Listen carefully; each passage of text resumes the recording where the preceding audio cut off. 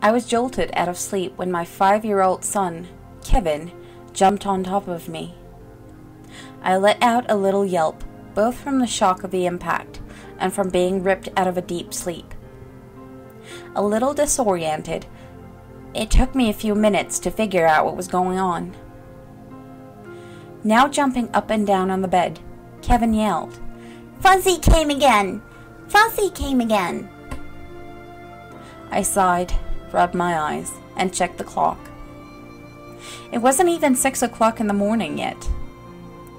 Kevin continued to jump ecstatically around the bed.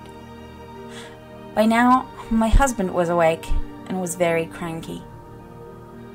He looked over to the clock and, seeing the time, released a frustrated moan. "Jesus, kid, can't you wait until at least it's 6? He murmured sleepily. He, too, had been sleeping soundly. "Fuzzy came again. I told you he would." Kevin was too excited to care what time it was. It could have been 1 in the morning for all he cared. "He's back! He's back!" Fuzzy, as he called him, was what we assumed was Kevin's imaginary friend. He described him as a fuzzy, colorful creature that arrives in a magical mist through his window every night, and they play together. Kevin claimed that he could change colors and even shape, but he was always fuzzy. My husband and I both dismissed this as an imaginary friend phase, as we lived in a somewhat rural area outside of a minor city, and there was no one around to play with. Every morning, he would tell us what he did with Fuzzy last night. His stories would include making puzzles, reading books, jumping around, and cuddling. The one thing that was weird, though, was the fact that Kevin had at first told us Fuzzy didn't want us to know about his nightly visits. A bit put off at first, I soon disregarded this as merely a child's need to feel special because he had a secret. Sometimes I felt the need to check on Kevin at night, just to make sure everything was alright. The main reason I didn't was because Kevin was a very light sleeper, in contrast to me and my husband, who were very heavy sleepers, and I didn't want to run the risk of waking him up. Kevin had stopped talking about Fuzzy a couple of months back, so we just assumed that he had grown out of it. I didn't see anything wrong with Kevin bringing Fuzzy back. I was happy as long as he was happy. I was a housewife. My husband worked in the city and was gone pretty much all day, so I cared for Kevin as he wasn't in school yet. It did get rather annoying after a while, constantly being bombarded with stories of Fuzzy all day. I smiled at Kevin's enthusiasm, but deep down, I felt a sense of dread welling up at the idea of Fuzzy returning. I got up out of the bed and left the room, leaving my husband to deal with Kevin, and went downstairs. While making breakfast, I decided to check the newspaper. A car crashed on the interstate, and nobody was found. A rich lady donated some money to the state of park improvements or something, claiming that their current state was simply unacceptable.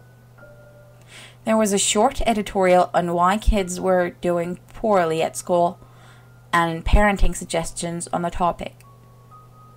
An old man accused of pedophilia and using hallucinogenics and other drugs to lure children, arrested 3 months ago, was released from jail as there was not enough incriminating evidence.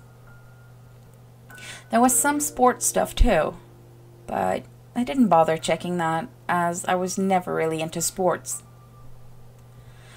Later that day, I was in Kevin's room cleaning up.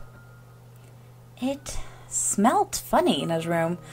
In fact, the last time I remembered it smelling this way was the last time Kevin was talking about Fuzzy. I thought about it for a moment, but decided just to dismiss it as just fermented body odor from him jumping around on his bed with his imaginary friend. I decided to open the window as it was giving me a headache. Looking out, I saw Kevin out in the yard playing with some of his toys. It had rained last night, and the ground was soft and muddy, so I made sure to warn him not to go near the mud. I lowered my head to withdraw back into the room, but noticed something on the ground beneath the window. 2 holes, about a foot or so apart.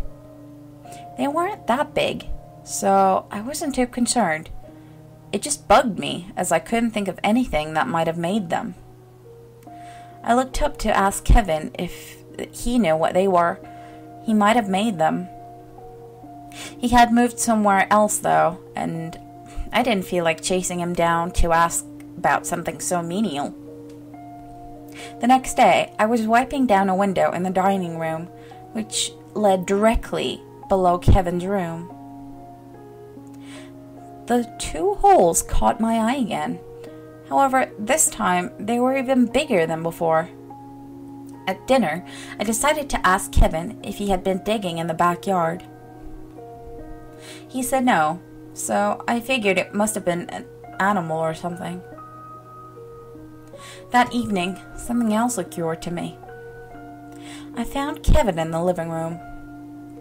"Hey Kevin," I asked, "why does Fuzzy only come at night? You seem bored lately, and you never play with him during nighttime." He simply shrugged. "I dunno," he replied. "He just doesn't." This was when things started to feel a bit off. It had never occurred to me before that Kevin didn't play with Fuzzy during the daytime. It was probably just his way of keeping Fuzzy in a more realistic light. If he brought Fuzzy out to show him to us, he would see that we clearly didn't believe in the fluffy piece of air next to him. Yeah, that's it. That's why. Nothing much happened for the next week or so. My husband and I went to bed at 10 o'clock sharp as usual. We let Kevin stay up later if he wanted to, so he could play with his imaginary friend. We didn't mind the noise he made. In fact, if we were asleep, we didn't hear it at all. Hell, a train couldn't wake us up once we hit deep sleep. Every night, Kenny would say something different about Fuzzy. One night, he apparently brought a cookie, which I strongly suspect he stole from the cookie jar. And another night, they flew through the clouds on Fuzzy's back. We were happy that our child's imagination was healthy. But that feeling that something was slightly off never went away. The next week, I had to start putting Kevin to bed at the same time we went to bed, and later on, earlier than us. School was coming up soon, and I wanted him to be on a normal biorhythm so that he could wake up early. But, of course, this disrupted his Fuzzy schedule, and he would not go to bed without a fight. As days passed, it was becoming visibly obvious that he was not going to sleep when he was supposed to, and instead probably getting up after we fell asleep. Dark circles around his eyes formed. He was whinier than ever, and almost impossible to deal with, leaving me utterly exhausted every day. Needless to say, I had no trouble falling asleep that week. I was getting sick of my authority being undermined. I decided to stay up late and one night in order to catch him in the act. I went to bed as normal, got up, and moved a chair, and after about a 30 minutes period of sitting there, I began to doze off. I decided I would need some help in the stakeout. I crept downstairs to make a quick batch of coffee. The feeling that something was wrong never alleviated itself.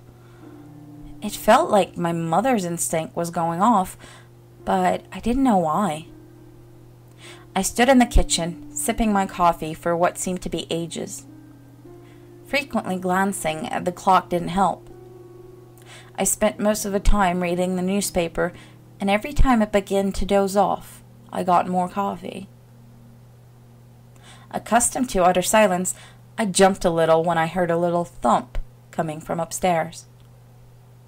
The clock read 12:30. I had no idea Kevin had the capacity to wait for more than 3 hours just for a stupid imaginary friend. I quietly set my stuff down on the kitchen table and tiptoed to the stairs. I made sure to avoid creaky steps as I slowly ascended into the darkness of the second floor.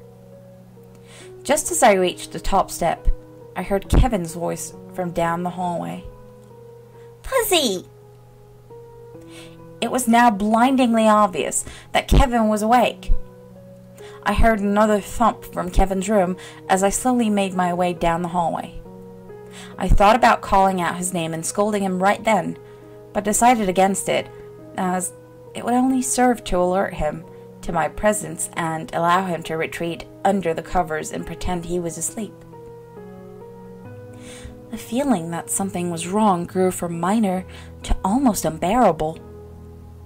A soft hissing noise was coming from his room, was now within an earshot. I reached the door. Gulping, I silently gripped the handle, turned it, and pushed it inward. As I was opening the door, Kevin's bedroom window came into view. It was wide open, and in it, a ladder. I flung the door open and nearly fainted. There, in the middle of the room, was an incredibly hairy, naked old man wearing a gas mask. He was feeding hallucinogenic gas up Kevin's nose.